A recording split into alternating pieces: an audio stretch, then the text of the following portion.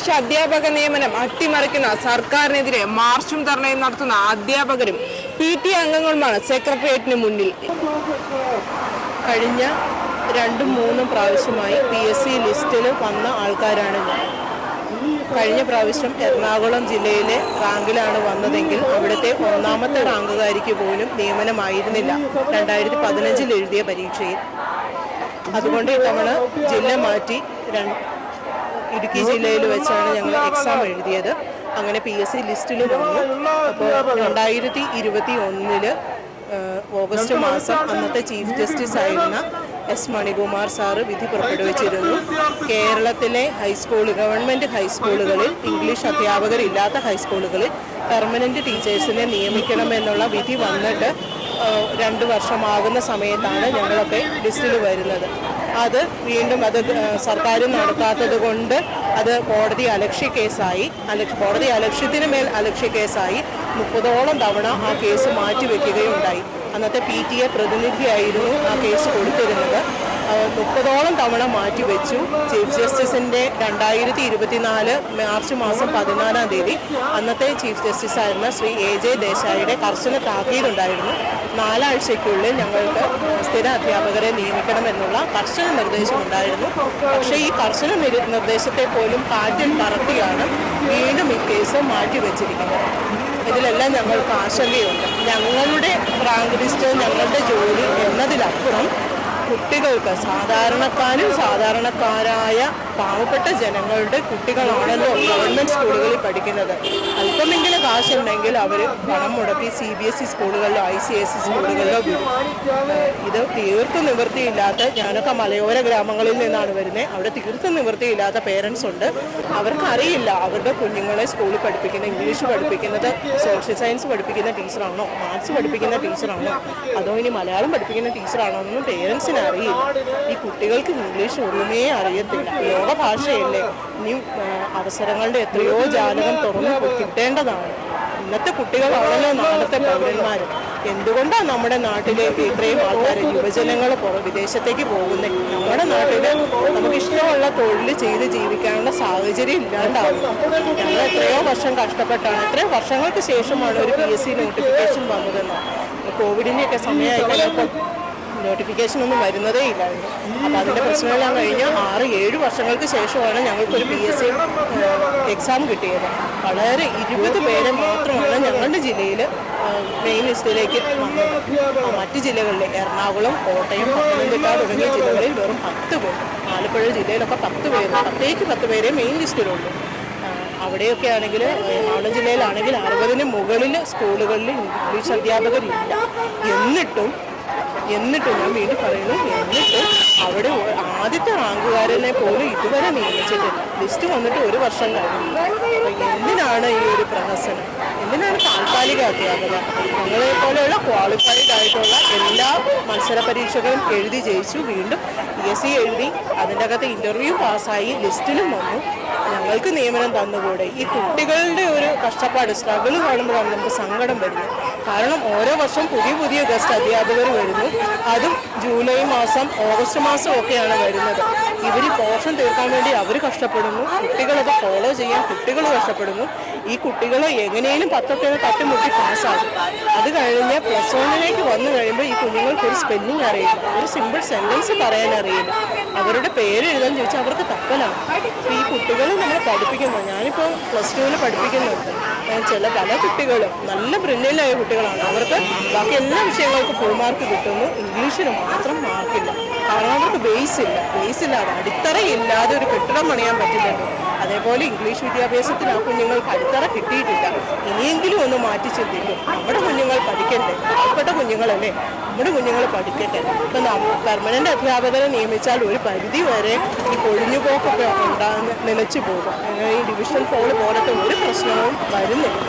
ഈ ഫിസിക്സുകാരും ഈ മാത്സുകാരും ഒക്കെ അവർ ഒത്തിരി സ്ട്രഗിൾ ചെയ്യുന്നുണ്ട്. അവർക്ക് പഠിപ്പിക്കാനും ബുദ്ധിമുട്ടാണ്, കുഞ്ഞുങ്ങൾ ഫോളോ ചെയ്യാനും ബുദ്ധിമുട്ടാണ്. അവർക്കും ഒരു എക്സ്ട്രാ ബേർഡനാണ്. നമ്മൾ യോഗ്യതയുള്ളവരുണ്ടല്ലോ, ഞങ്ങളെ നിയമിച്ചു പോകും. അറ്റ്ലീസ്റ്റ് ആദ്യത്തെ 10 പേരെങ്കിലും നിയമിച്ചു പോകും. നിയമിക്കാതെ അവർ സ്വാധീനം വെച്ച് ബാക്കിയുള്ളവരെ സ്കൂളിലേക്ക് കയറ്റുന്നു. പലയിടത്തും അങ്ങനെ നടക്കുന്നുണ്ട്. നമുക്ക് പേഴ്സണലി അറിയാം. ആരുടെയും പേര് പറഞ്ഞ് ആരും ബുദ്ധിമുട്ടിക്കാൻ ഉദ്ദേശിക്കുന്നില്ല. പലപ്പോഴും സ്വാധീനമുള്ളവർ PSC റാങ്ക് ലിസ്റ്റിൽ നിന്നും ഉൾപ്പെടാത്ത ആൾക്കാരും താൽക്കാലിക അധ്യാപകരായി കയറി പോകുന്നുണ്ട്.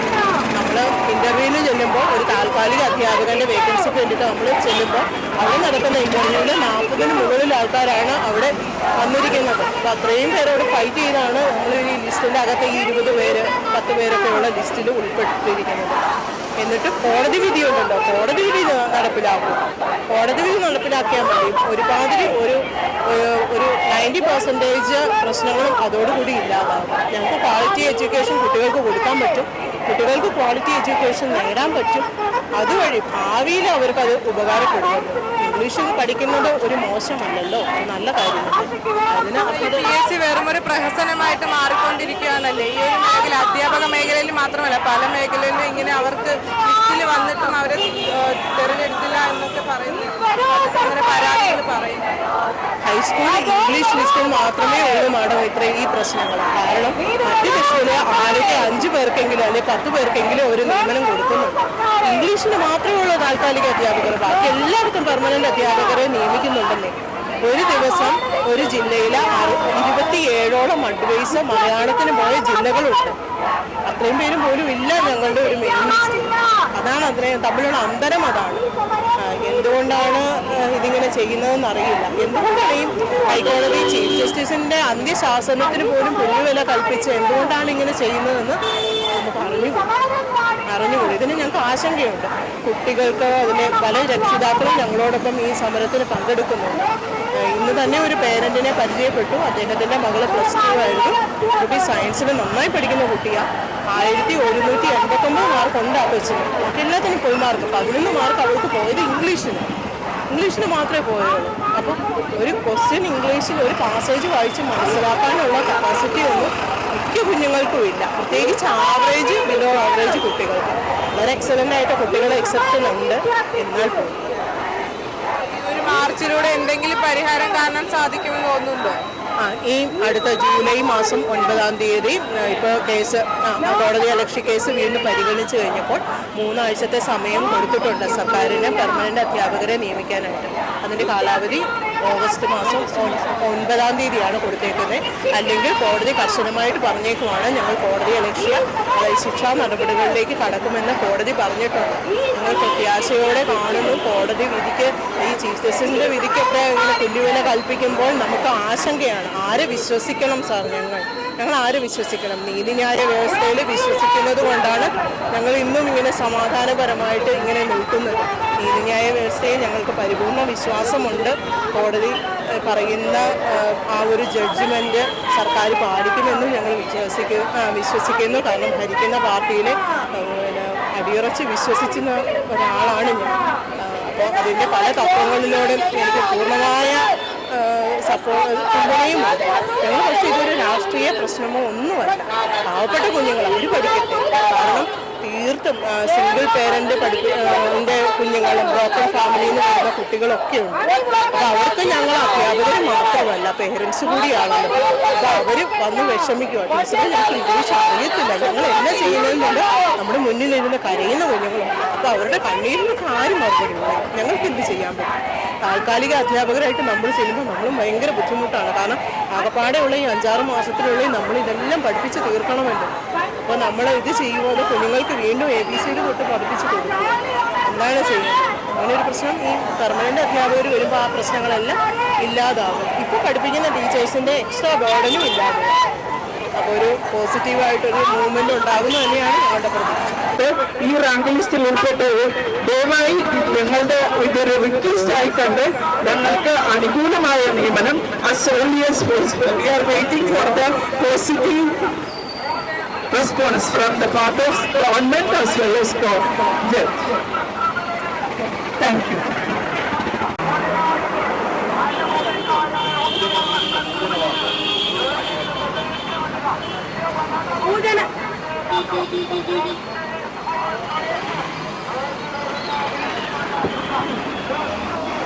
സൂചന മാത്രം. ഇത് വെറും ഒരു സൂചന മാത്രം. സൂചന മാത്രം. ഇത് വെറും ഒരു സൂചന മാത്രം.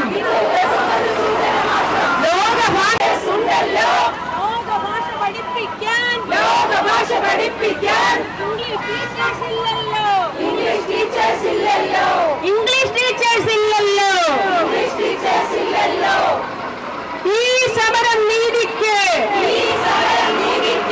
ഈ സമരം വിദ്യാർത്ഥിക്ക്, ഈ സമരം നാടിന്, ഈ സമരം നീതിക്ക്, ഈ സമരം വിദ്യാർത്ഥിക്ക്, ഈ സമരം നാടിന്. കണക്കിന് വേണം കണക്കുകൾ, സയൻസിന് വേണം സയൻസുകൾ, ഭാഷയ്ക്ക് വേണം ഭാഷക്കാർ, ഇംഗ്ലീഷിന് പിന്നെ ആരുമാകാം. ഈ സമരം നീതിക്ക്, ഈ സമരം വിദ്യാർത്ഥിക്ക്,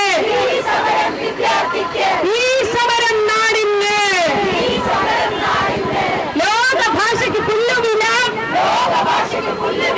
കോടതിക്കും പുല്ലുവില. വിദ്യാർത്ഥികളുടെ അവകാശങ്ങൾ സംരക്ഷിക്കാനായില്ല. ഈ സമരം നീതിക്ക്, ഈ സമരം വിദ്യാർത്ഥിക്ക്, ഈ സമരം നാടിന്. കേളി കേട്ടൊരു ഗുണമേന്മ, ഇംഗ്ലീഷ് ഇല്ല ഗുണമേന്മ. കേളി കേട്ടൊരു ഗുണമേന്മ, ഇംഗ്ലീഷ് ഇല്ല ഗുണമേന്മ. ആളുമാറി പഠിപ്പിക്കുന്ന ഒളിച്ചുകടത്തൽ തുടരുന്നു. ഈ സമരം നീതിക്ക്, ഈ സമരം വിദ്യാർത്ഥിക്ക്, ഈ സമരം നാടിന്. കണക്കിന് വേണം കണക്കുകൾ, സയൻസിന് വേണം സയൻസുകൾ, ഭാഷയ്ക്ക് വേണം ഭാഷക്കാർ, ഇംഗ്ലീഷിന് പിന്നെ ആരുമാകാം. ഈ സമരം നീതിക്ക്, ഈ സമരം വിദ്യാർത്ഥിക്ക്, ഈ സമരം നാടിന്. വെറുത്താൻ നോക്കണ്ട, ലിസ്റ്റിൽ ഇരുത്താൻ നോക്കണ്ട. നീതി നിഷേധം മാറ്റിക്കോ, വീട്ടിൽ ഇരുത്താൻ നോക്കണ്ട, വെറുതെ ഇരുത്താൻ നോക്കണ്ട, ലിസ്റ്റിൽ ഇരുത്താൻ നോക്കണ്ട. നീതി നിഷേധം മാറ്റിക്കോ. അറിവ് പകരും അധ്യാപകരെ കെണിയിൽ വീഴ്ത്താൻ നോക്കണ്ട. പഠിച്ചു വാങ്ങിയ റാങ്കാണ്, തൊണ്ടി നേടിയ ലിസ്റ്റാണ്, പൊരുതാൻ ഉറച്ചൊരു മനസ്സാണ്. അടം നോക്കണ്ട, ലോക ഭാഷയ്ക്ക് പുല്ലുവില, കോടതിക്കും പുല്ലുവില. ലോക ഭാഷയ്ക്ക് പുല്ലുവില,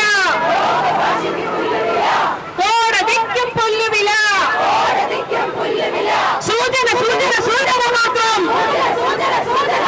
ഇത് സൂചന സൂചന സൂചന മാത്രം. ഈ സമരം നീതിക്ക്, ഈ സമരം വിദ്യാർത്ഥിക്ക്,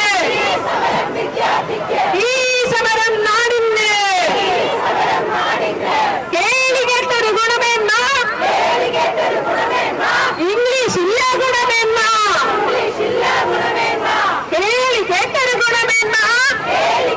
ഗുണമേന്മ, ഇംഗ്ലീഷ് ഇല്ല ഗുണമേന്മ. ആളുമാറി പഠിപ്പിക്കുന്ന ഒളിച്ചുകടത്തൽ തുടരുന്നു.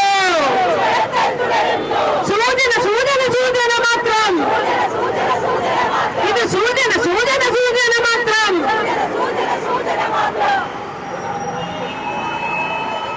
പ്രതീക്ഷയോടെ കാത്തിരിക്കുകയാണ് ഇംഗ്ലീഷ് അധ്യാപകരും PTA പ്രതിനിധികളും. എന്തായാലും വരും ദിനങ്ങളിൽ എന്ത് സംഭവിക്കുമെന്ന് നമുക്ക് കാത്തിരുന്ന് കാണാം. സെക്രട്ടേറിയറ്റിന് മുന്നിൽ നിന്നും VMTVക്ക് വേണ്ടി ക്യാമറാമാൻ വിനു പൊന്നുമംഗലത്തിനൊപ്പം അഞ്ജ പ്രകാശ്.